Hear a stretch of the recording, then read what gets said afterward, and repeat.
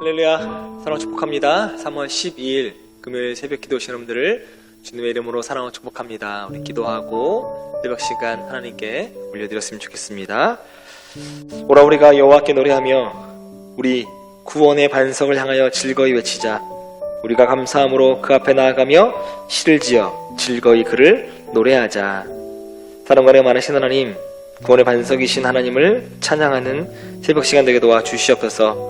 감사할 것이 넘쳐나고 찬양으로 하나님의 이름을 높여드리는 삶이 될 수 있도록 우리의 삶에 개입하시고 우리의 삶에 관여하셔서 우리 모든 어려운 문제들이 기도할 때마다 주님의 이름을 부를 때마다 해결되는 놀라운 역사가 있게 도와주시옵소서. 시간을 따로 구별해서 새벽 시간 하나님을 만나러 나온 우리 학대 모든 성도님들의 만남과 기도에 응답하셔서 오늘 마음이 편안해지고 응답이 해결받은 놀라운 역사가 이 새벽 시간 가운데 있게 도와주시옵소서. 오늘도 주님과 함께하길 소망합니다. 그래서 승리하길 소망합니다. 주님 우리와 동행하여 주시옵소서. 감사드리며 거룩하신 예수님의 이름으로 간절히 기도합니다. 아멘. 할렐루야. 새벽을 깨우신 성도님들에게 하나님의 은혜와 은총이 더하시기를 주님의 이름으로 간절히 축원합니다. 오늘은 시편 62편 1절에서 12절 말씀입니다. 오늘 역시 이 본문을 보면 다윗이 쓴 시입니다. 어느 것과 같이 함께 보면 좋냐면 어제 본문하고 시편 61편과 함께 연속적으로 보시면 좋습니다. 왜냐하면 비탄시로서 자신의 아들 압살롬에 의해서 자신을 죽이려고 하는 이 절체절명의 위기 가운데 쓴 시라고 제가 어제 말씀드렸잖아요. 오늘도 역시 동일합니다. 그래서 어제와 같이 비탄시라고 합니다.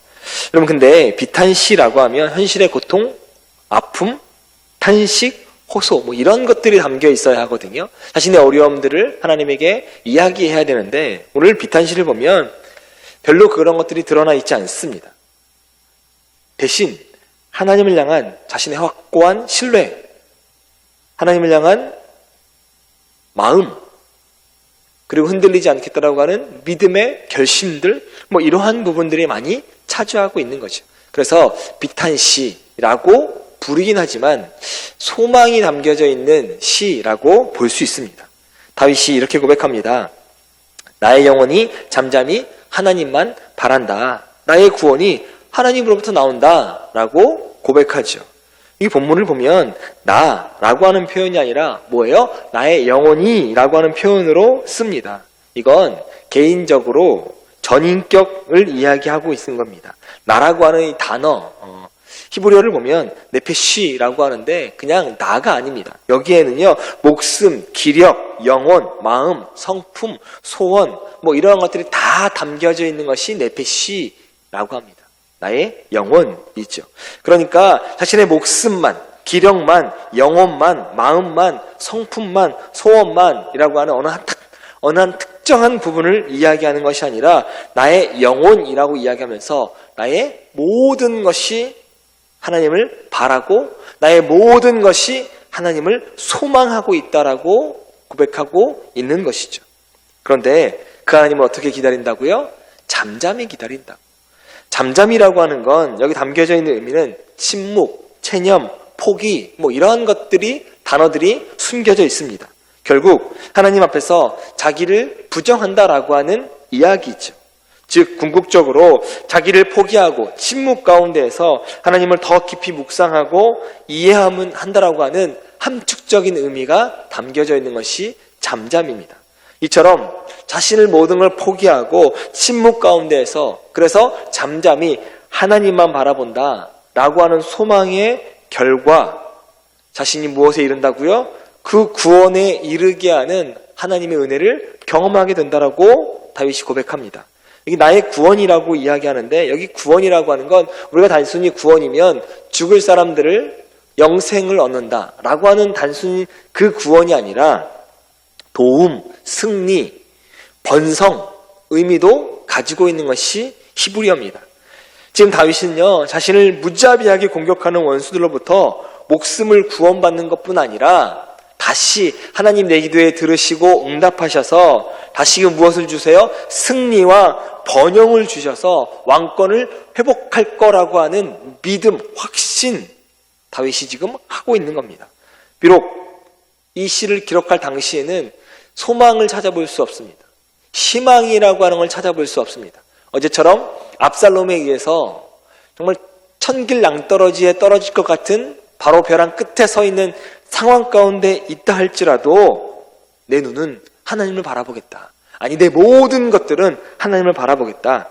잠잠히 모든 걸 포기하고 하나님에게 나의 모든 걸 맡기겠다. 그 결과 구원해 주실 뿐 아니라 다시금 역전시키신 하나님, 승리하게 하신 하나님, 형통하게 하신 하나님을 만나게 될 거다. 그 하나님께서 나에게 축복 주실 거다라고 하는 확신한 믿음을 다윗이 갖게 되어진다라고 하는 것이죠. 여러분, 아무리 강심장이라고 해도 이 죽음의 위협 앞에 되면 두려워지게 됩니다. 두려워 떨게 되죠. 두려워 요동치게 됩니다. 비록 겉으로는 내색하지 않는다 할지라도 이 마음은 굉장히 심하게 흔들릴 거예요. 떨릴 겁니다. 그런데 다윗은 어떠한 요동도 느낄 수 없습니다. 어찌 보면 다윗의 마음은 폭풍과는 전혀 상관없는 잔잔한 호수 같아요. 옆에서 눈보라가 치고 바람이 불다 할지라도 다윗의 마음은 잔잔한 호수 같습니다. 무슨 일이 있었나? 지금 무슨 일이 벌어지고 있는 건가? 라고 할 만큼 아주 요동이 없는 잔잔한 호수 같습니다. 왜 가능할까요?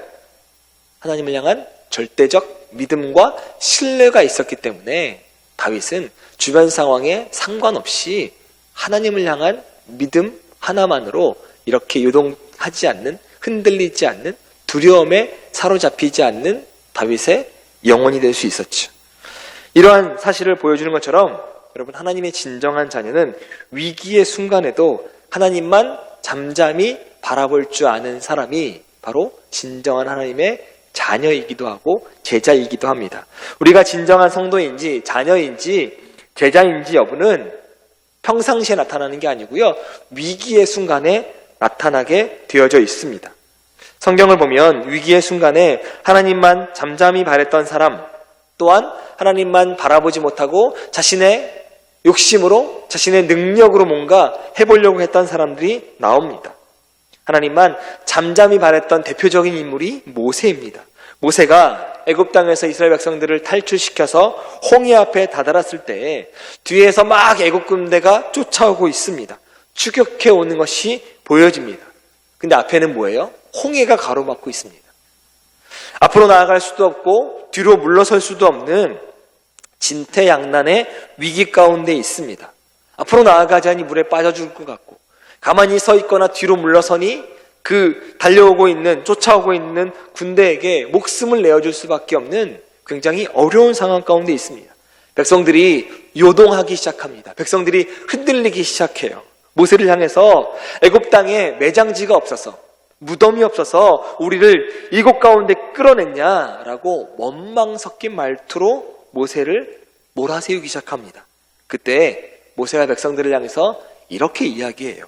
너희는 두려워하지 말고 가만히 서서 여호와께서 오늘날 너희를 위하여 행하시는 구원을 보라 라고 이야기합니다. 뭐 하라고요? 동요하지 말고, 흔들리지 말고, 떨지 말고, 절망 가운데 있지 말고 가만히 서서 잠잠히 하나님의 구원을 기다리라라고 이야기하는 거지. 그 이야기는 다 바꿔 이야기하면 하나님을 신뢰해라 라고 하는 단 한마디 이야기와 같습니다. 하나님을 의지해라 라고 하는 이야기와 같다라고 하는 거죠. 모세에게는 어떻게 이러한 신뢰가 생겼을까요? 모세가 홍해를 건너기 전으로 돌아가 보면 좋겠습니다. 바로 모세가 홍해를 건너기 전에 하나님께서 10가지 재앙을 일으키세요. 그 10가지 재앙을 일으킨 건 이스라엘 백성들을 애굽 땅에서 구해내시겠다라고 하는 하나님의 계획이죠. 그 10가지 재앙으로부터 이스라엘을 보호하시겠다, 이스라엘을 구해내시겠다라고 하는 하나님이, 아니 이제 와서 애굽을 나와서 홍해 앞에 있는 이스라엘 백성들을 죽이신다라고 하는 건 이 모세에게는 이해가 되지 않았습니다. 아니야. 하나님께서 10가지 재앙 가운데서도 지키셨다고 한다면 홍해가 무슨 문제가 되겠냐. 홍해를 마르게 하시든 홍해를 갈라지게 하시든 어떠한 방법으로든 우리를, 이스라엘 백성들을 보호하실 거야 라고 하는 확신이 이 모세에게 있었다라고 하는 거죠. 그러니까 당당히 이스라엘 백성들에게 외칠 수 있었습니다. 가만히 서서 여호와를 의지해라. 오늘 그가 너희를 위해서 행하시는 구원을 보기만 해라 라고 하는 겁니다. 모세와 반대로 이 위기 앞에서 하나님을 잠잠히 바라지 못한 대표적인 인물이 사울입니다. 사울은요, 블레셋과의 전쟁을 앞두고 있는 사울에게 사무엘이 자신의 백성들을 위해서 제사를 드려주겠다라고 하는 약속을 받게 됩니다. 그래서 먼저 사울이 출전해서 진을 치게 됩니다. 이 약속한 시간이 다 온 거예요. 그런데 그 제사를 드려주겠다라고 하는 사무엘이 나타나지 않는 거죠. 그때 블레셋이 먼저 공격해 오게 됩니다. 그러니까 막 이 이스라엘 백성 진영이 난리가 납니다. 군사들이 탈출하게 되고요. 두려운 마음에, 다급한 마음에 사로잡히게 되어지게 됩니다. 그러니까 사울 역시 다급해집니다. 두려워지기 시작합니다. 이렇게 군인들이 도망가면 전쟁은 누가 하냐? 이 전쟁을 이길 수 있겠냐라고 하는 걱정과 불안감에 사로잡히게 됩니다. 그러자 사울이 사무엘을 기다리지 않고 자신이 직접 제사를 드리게 됩니다. 제사를 드릴 수 없는 사람이었어요. 근데 기다리지 않고 자신이 직접 제사를 드립니다. 즉 위기가 닥쳐오자 잠잠히 하나님만 바라지 못하고 이 두려움의 요동에서 자신이 직접 그 난국을 타개해 보겠노라고, 자신의 경험으로 한번 이겨보겠노라고, 자신이 왕이니 이 왕의 위치에서 한번 제사를 드려보겠노라고 했던 것입니다. 말하자면 하나님을 신뢰하지 못한 거죠. 결국 사울의 불신앙이 드러나면서 사울은 하나님으로부터 버림을 받게 됩니다. 신앙의 진정성은 위기의 순간에 드러나게 되어져 있습니다. 진정한 그리스도인은 위기의 순간에도 유동하지 않고 하나님만 잠잠히 기다립니다. 그러나 거짓 성도는 위기의 순간에 하나님을 잠잠히 기다리지 못하고 요동하면서 내 힘으로, 자신의 경험으로, 자신의 지혜로, 자신이 살아왔던 그 무언가로 어떤 걸 무슨 일이든 해보려고 발버둥 치는 것이 거짓 성도라고 하는 겁니다. 우리가 살아왔던 날들을 뒤돌아보면 우리의 삶이 항상 희망만 있는 건 아니라고 하는 거죠. 살다 보면 우리의 삶에 위기가 더 많습니다. 낙심될 때가 더 많이 있고요. 다윗처럼 절체절명의 위기의 상황에 직면할 때가 더 많습니다. 또 더해서 정말 죽을 것 같은 상황에 직면할 때도 있습니다. 그럴 때 우리가 누구를 의지할 건가 결정하시는 여러분 되시길 바랍니다. 그저 죽을 수밖에 없는 상황에서, 낙심되는 상황에서 나에게 주어진 상황이라고 그저 받아들이고 쓰러지고 넘어지고 실패자로 남지 않기를 주님의 이름으로 축원합니다. 물론 이런 일들이 여러분들에게 벌어지지 않기를 기도하겠습니다.